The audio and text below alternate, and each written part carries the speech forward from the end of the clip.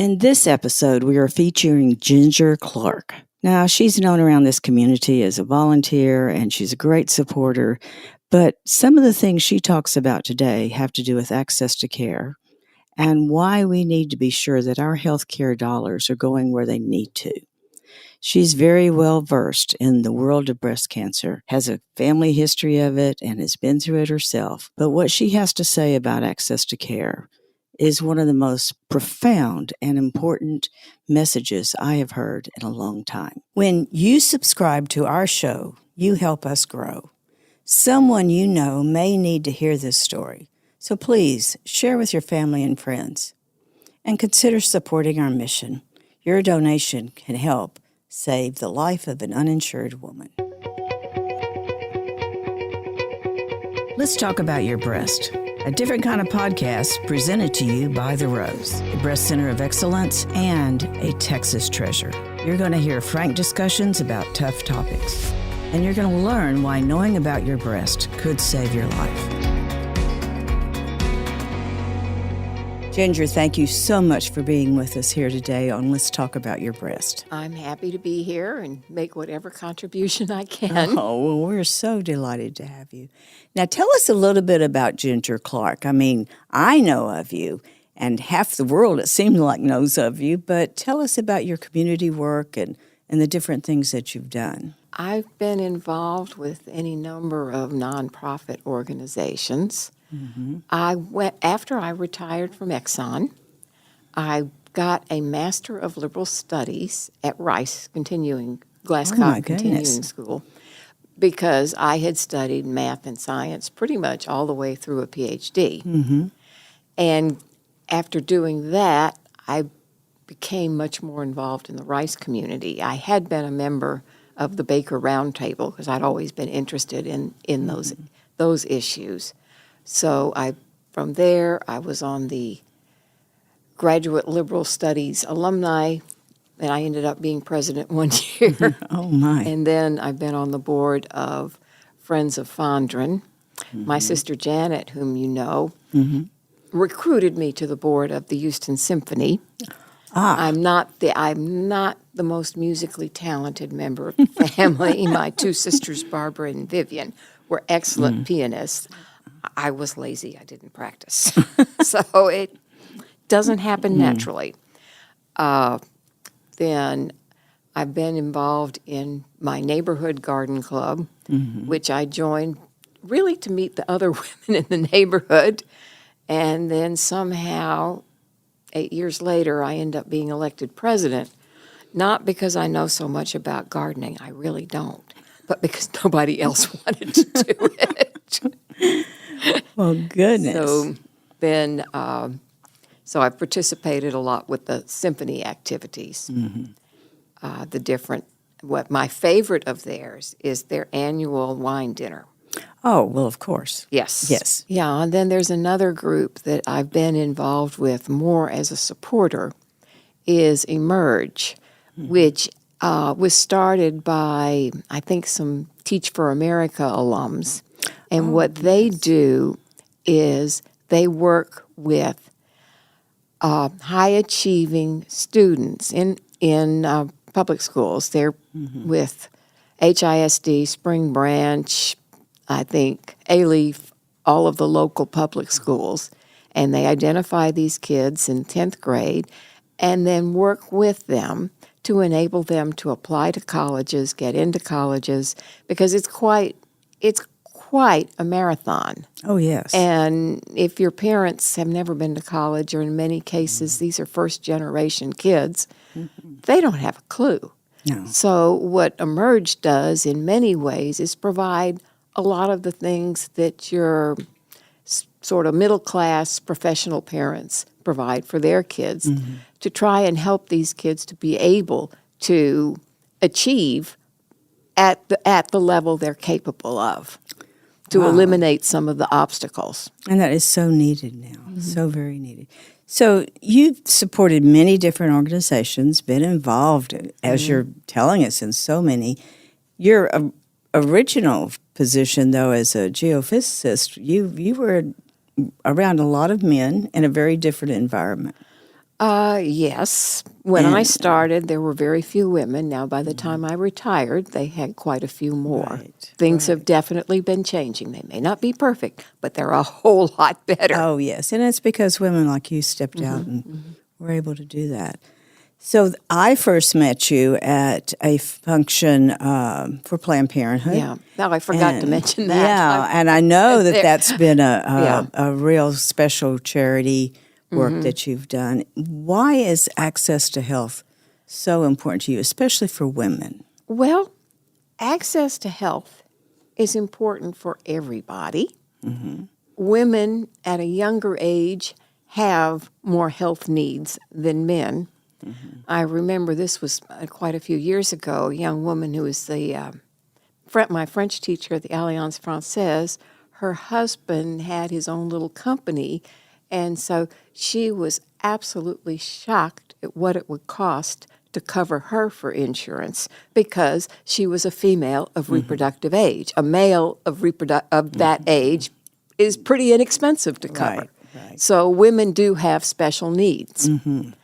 Then, obviously, being a woman, I'm inclined to identify with that. And it does seem like our system, where we spend tremendous amounts of money, but we don't exactly achieve optimal results Oh, no. because too much is spent in some areas. Like my parents' last years, one or two of the surgeries my father had, in retrospect, wouldn't do it again because the payoff just wasn't there Right. to compensate for all this. I mean, medical treatment, you're going to be worse off before you're better off. Well, So that is an old saying in there. Yes, that yes. has to be, there has to be enough of a payout on the end. Otherwise, you're more comfortable just living with that and going on. So that was kind of an eye-opening experience. Oh, yes. Because I only knew one grandparent. My parents had never been around elderly people. Oh, My one grandmother, who I did know, my mother's family is from New Orleans, and she lived with her children. My mother was the only one of 5 who got married. New Orleans is a different place, oh, yes. to say the least. And so my aunt, who was my mother's younger sister, took care of her, basically.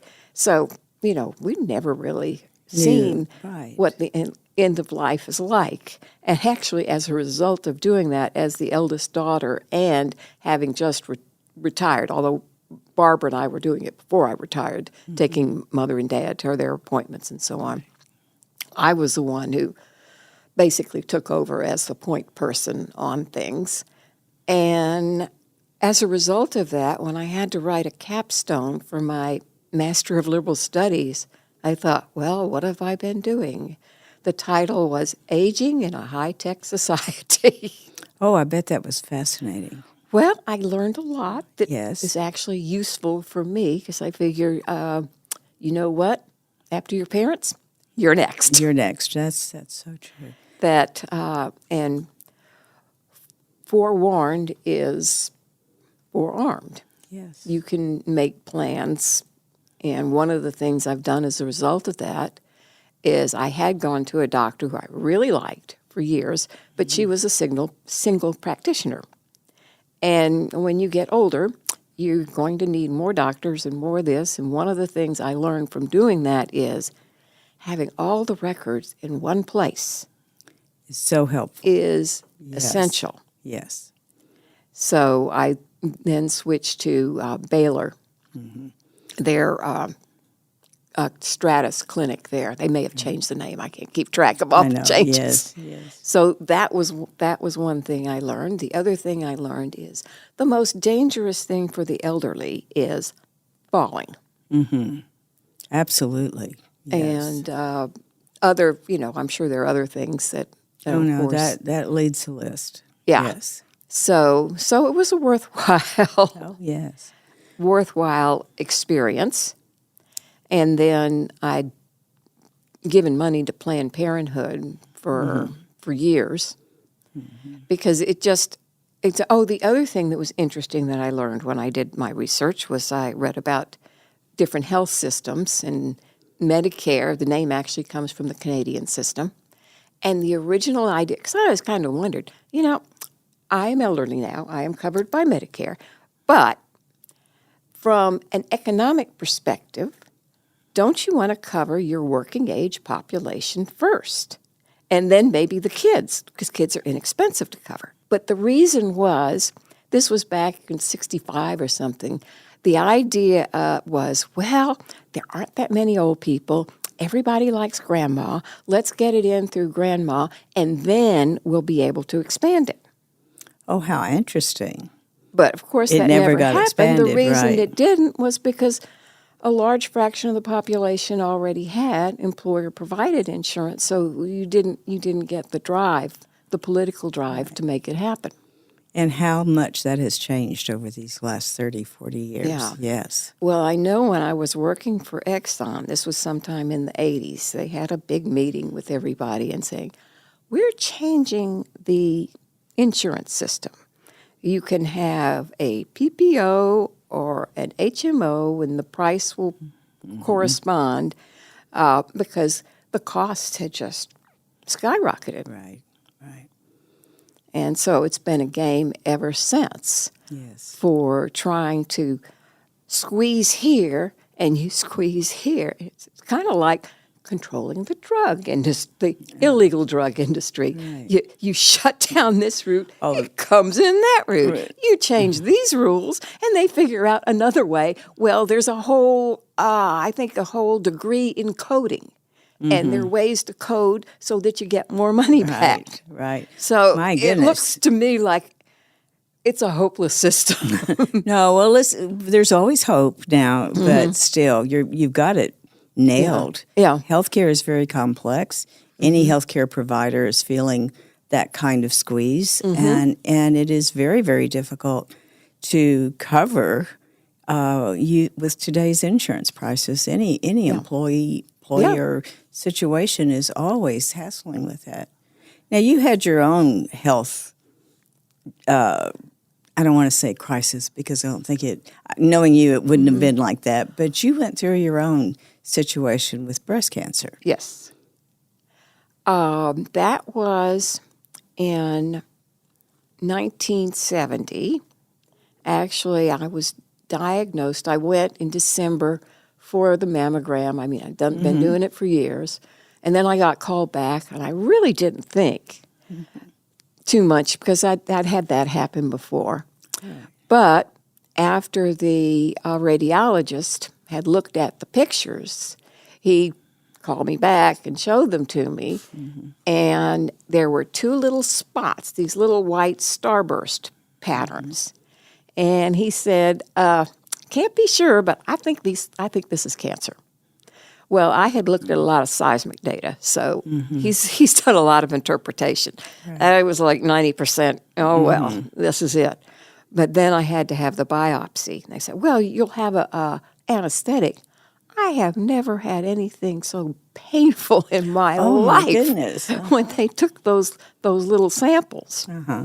And then it turned out I was walking over to my sister's. We were going to go together, three of us, to the Planned Parenthood luncheon. And it was January, I think, of 2020.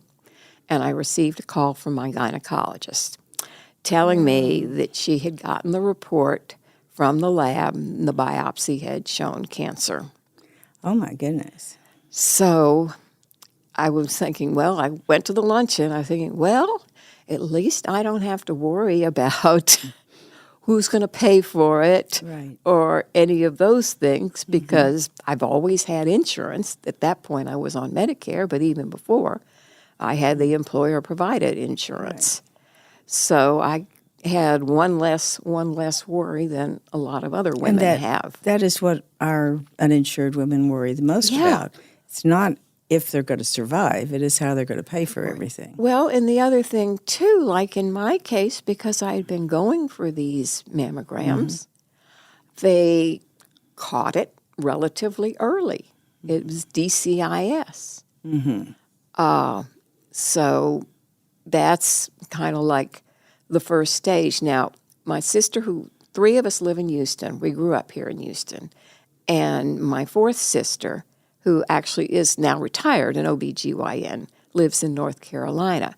Well, she had had breast cancer about 2 years before I did. It was same thing, the DCIS. And it was also in the left breast, for what it's worth.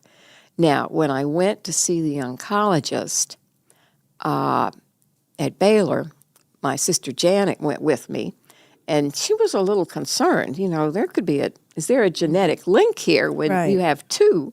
Right. And the nurse went down and asked the geneticist, and they said, no, at their ages, no, that's just, I guess, random errors, old age, et cetera. And what the radiologist had explained to me, I'd always kind of wondered, well, how, with x-rays, how is a cancer cell that much different from a regular cell, its density, because that's what x-rays pick up. And the radiologist explained to me that what you're seeing are calcium deposits left after the cell dies. Right. And then the last exam I went for, the radiologist said, well, what happened, because I think the oncologist, Dr. Osborne, had said that, you may have had that for 10 years. It's just been growing. And this radiologist said, well, what happens is it grows, it fills the tube, and it runs out of room. So they start dying. And I guess that's when they might start thinking about looking for another invading. home. That is absolutely And that's right. the dangerous part. That is so a great the thing way of is, explaining if it. women can get these, and then my sister had told me, Vivian, the OBGYN, like 1 in 8 women will get breast cancer. It's just that common because the the cells keep replicating, and there are more chances for error as you age. Right. So it's quite common, but it's one, if you catch it early,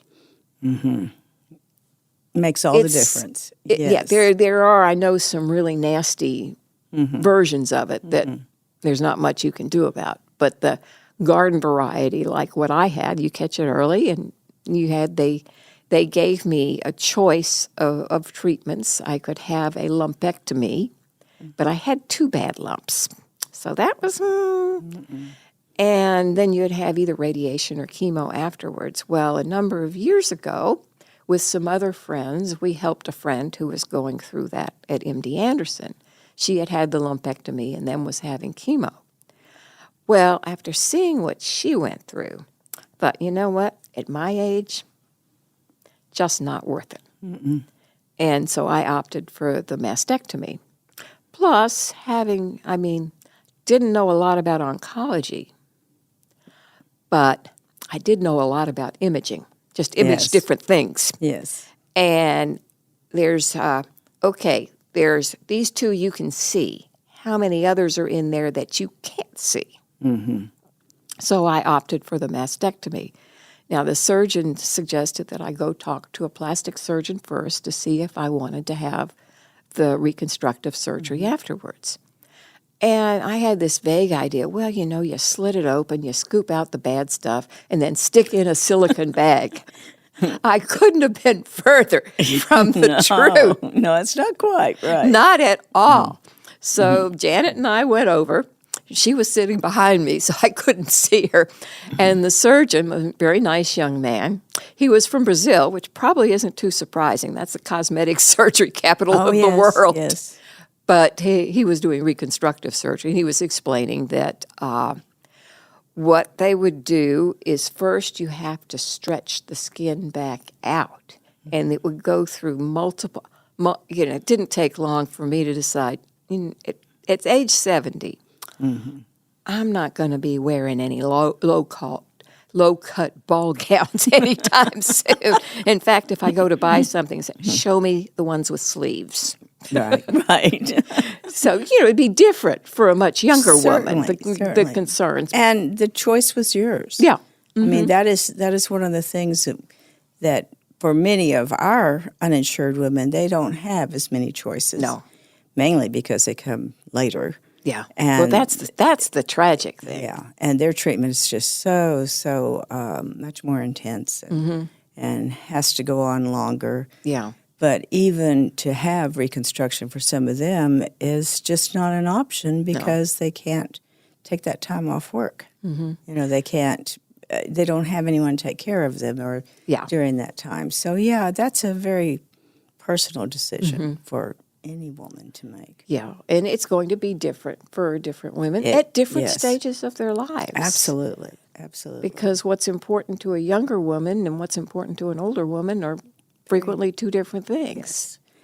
And I had read years ago the book, it was quite well written by an oncologist, an Indian guy, so I can't remember his name, but it was Cancer, the Emperor of All Maladies. Oh, yes. It was very well written, and it gave me quite a respect for oncologists, what they were up against, and the reality that these methods that you're using, whether it's radiation, of course they can get it much more focused now, radiation or chemo, you're killing cells, but because the cancer cells grow faster, it's a differential thing. You're knocking more of them, but it's bad for the body as well. It's very hard on the body, yes. So it's something that if it was, aside from seeing what my friend Janet Beck went through with that was enough to say, no, I'll opt for this. So you did all that during the pandemic. Well, I was very lucky. I had my surgery on March 6th. Oh, you're kidding. Right before everything shut down. So I was at home recuperating, isolated anyways, when now, because obviously if it had been scheduled for 2 weeks later, it would have been canceled because it wasn't, they didn't have to get it right now. Right. But then I would be living with that. Oh, that would have been, yeah. And even though it doesn't matter, it's still unnerving. Right. So I was just very, very lucky with that. Yes. So during that time, now you have a sister who's already been through this, and many of your friends, like you were saying. Yeah. But what was the most valuable thing anyone said to you? Or special thing that anyone did during your recovery, during your time? Well, I had several neighbors who would come over with some little flowers or lunch or whatever. I live in a very nice neighborhood with really wonderful neighbors. Oh, that is so important. And then, of course, I have my sisters. Yes. And we live in the same neighborhood, a little triangle. And it just makes it, and well, even during COVID, we had our own little pod. Oh, yeah. We just go over to each other's houses. Well, one of the things I hear often from our guest is those little things meant so much. And, when people say, well, what can I do? You never can think of anything. Yeah. But when they just do it, then it means so much. And, there's just a lot of in your mind, no matter how. Oh, yeah. It's not It's a lot on your mind, right. I sound rather matter-of-fact now, but when I received the diagnosis, for sure, it was like, ooh, this is, you just don't think it's going to happen to you. That's it. But it does. It does, yes. No one does. It does. And why is it important now for you? And I know you've been very open about your diagnosis and about that time. Why is it important for you to share? Well, if it could help someone else, that would be, this is how I approached it. Somebody else might approach it a different way, but that might help someone else who's trying to make these decisions. Right. Was there any time during all this that you thought, well, maybe this was the end of your life, or? No. I'm obviously not a medical doctor, but I was trained as a scientist, so I think probabilistically. So, yeah, it's a bummer. I'd rather not had it, right? To be perfectly honest, but it's not the worst thing that could have happened. No. And I had last summer two of my former colleagues passed away from cancer. One, I knew he'd had brain cancer for about 2 years, and the other I didn't know about until he died, pancreatic cancer. And my sister Barbara has a really good friend who died about 2 years ago of pancreatic cancer. So, you get to a certain stage of life and you don't know what's going to happen. So if that's my one bout with cancer, so be it. I'm Thank grateful. goodness. Yes. Well, you're almost to that 5-year mark, aren't you? One more year? One more year, yeah. Yeah. And I've taken the tamoxifen. And Dr. Osborne, well, it's up to you. It'll reduce the risk a little bit, but some women have side effects. I had no side effects, and I think he said it helps with bone density. So, all right. Oh, yes. Sign me up. Because we're back to that falling. And yes. how important it can be to have that good bone Yes. health. Yes. So the thing that is such a shame is that so many women don't get the screening so that they could catch it early. And then I know you've got these coaches that go out into the rural areas, which is phenomenal. Oh, yes. Because from what I know what I read in the Chronicle, but in the rural hospitals nationwide have just been closing in droves. Yes. The population is shrinking. Then, of course, in Texas, you have those choose the expletive of your choice. In Austin, we don't want to expand Medicaid, even though the feds are going to subsidize it. And you know what?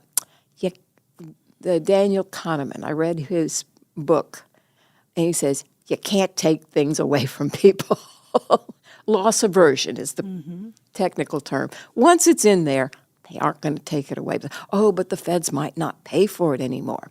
Meanwhile, if you take a good look at your property taxes in Harris County, which are pretty steep, there's a line for the Harris County Hospital District. Now, I think you have to take care of people. You don't want people dying in the street. It's a necessity.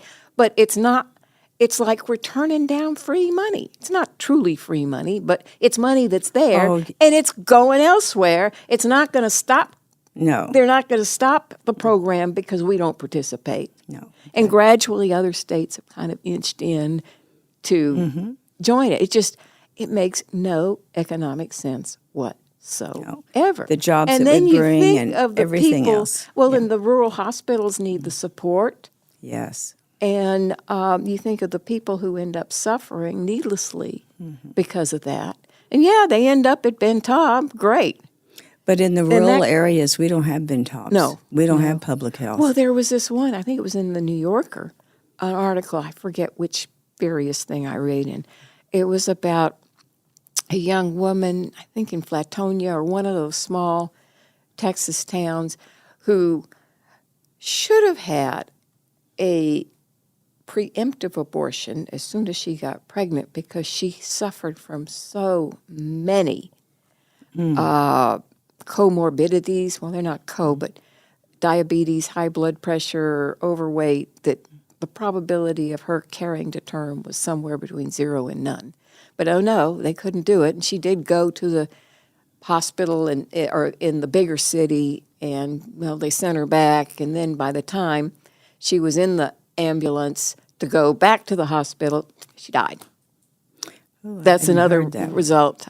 I'm pretty sure it was in the New Yorker. That's another result of the insane interference with medical practice by people who know as much about medical practice as I do, and I know enough to know I'll let the doctor decide. Right. Well, that's such a good point, Ginger, because we really have stripped the physicians of their ability to practice medicine. And they just can't do it. I don't blame them for being cautious. Say, the doctors, they made the wrong choice. Well, if you threaten somebody with prison, taking their license away, a huge fine, you expect it's just human nature. They're gonna have to think of themselves first, and you can't blame them.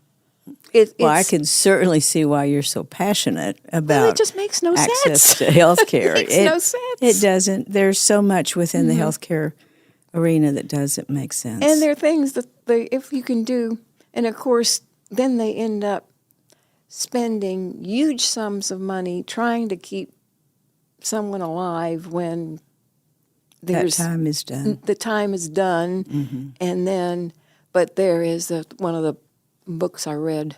Oh yeah, but there's always the nephew from Peoria who comes in and says, "We want every." In fact, one of my neighbors went through this. Her truly beloved sister had brain cancer, and my neighbor had been a nurse, so she knew.